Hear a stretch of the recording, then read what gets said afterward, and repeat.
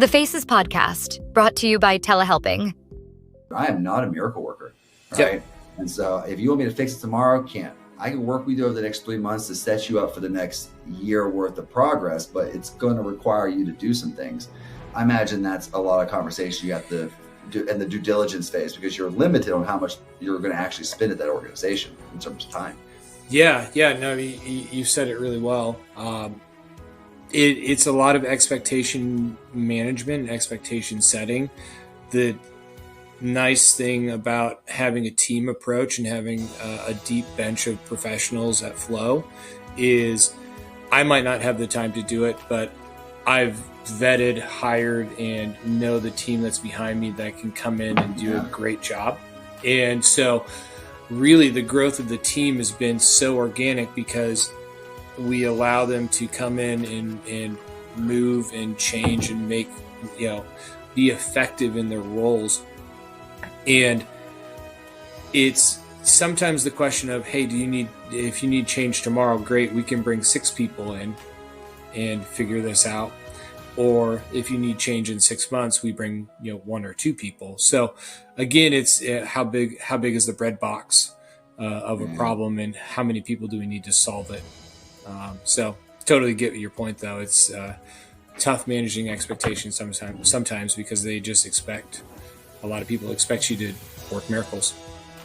Yeah, and 100%. And I think what's interesting as well, because I look at this from the perspective with your work, I look at it from the respect of like when, I don't know, I'll use Iraq as an example, right? When you go in, you do so much for somebody, right? Mm-hmm. And you build all this stuff, and then they become reliant on you, sure. Right? And and we're talking about the development of a nation through invasion is a dramatic example. Sure. However, look what it destabilized an entire region, mm-hmm. right? And I know one thing I'm always thinking about from every step that I take is, how am I going to set this up for someone to do it that's not me? Because I promise you, the person who's replacing me is not going to be me, and they're not going to have that experience. How are you thinking that from day one with every step you guys take?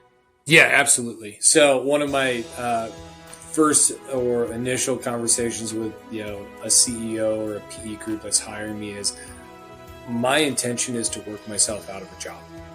I'm going to put processes in place, create automation, upskill and train the people that are on the team currently to make it so I'm pretty irrelevant in 6 to 12 months. Mm-hmm.